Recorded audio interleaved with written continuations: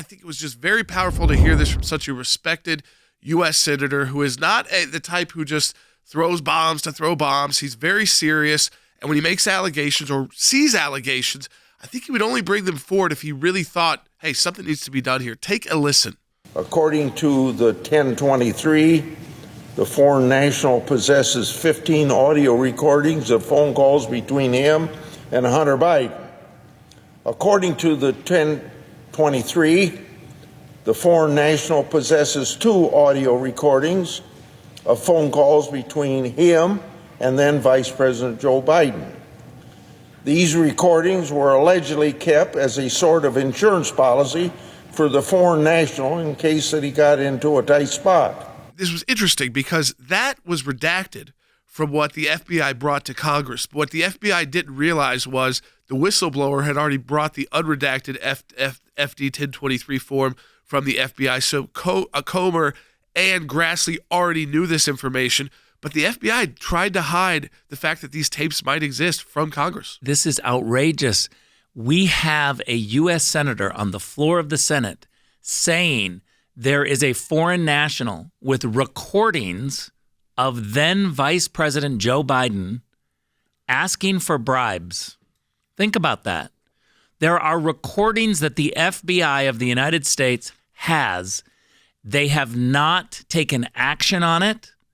They have not come forward. They tried to hide it from Republicans. This is total corruption, Jordan. Yeah, when you add this to it, and when you kind of boil this down, is what was Burisma looking for with the Bidens? It wasn't just the board seat for Hunter Biden, which was a separate payment than these $5 million. They wanted access to the U.S. energy, which is interesting because in public, even under the Obama administration, they're very anti-U.S. energy. But I guess in private, they were willing to discuss bringing in a foreign company to access U.S. energy. It's amazing what $10 million will do. Oh, sure. Completely change your policies, completely change your public pronouncements from your private policies. Interesting to me that it took Grassley and Comer both coming out and saying, they tried to keep these tapes away from us in Congress. What would have been the reason they would have redacted that part of the, what would the reasoning be? They're going to give this letter, but, we don't want them to see that this guy might have actual proof and evidence of this. I think there's only one reason, which is they would say there's an ongoing investigation. But that's what we were talking about earlier, the frustration that a 5 years ongoing investigation. But look, I think the members of Congress who are in charge of oversight have a responsibility to say to the FBI, we hear you, but we're going to overrule you. And that is their role. The FBI doesn't get to just play on their own and make decisions without Congress coming in and having a big, loud voice to say, we're going to overrule you. We want to see this evidence. Yeah, and I think, too, David Weiss, they could talk to him. They don't have to do it publicly. They could bring him in and just ask him questions. Is your investigation going okay? Are you getting the resources you need?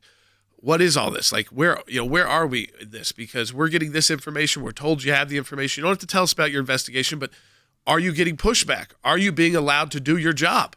Because you're 5 years in, and in those 5 years, we've seen President Trump be, impeached once on the way out when he was no longer even president. We've seen an indictment in New York, an indictment in federal court in Florida, and you still haven't moved at all on much more simple criminal issues. And you haven't made the decisions whether to prosecute or not on those decisions. And then this Burisma thing, did you really get it in 2020? And is it just that complicated? Or did you just get it in 2023?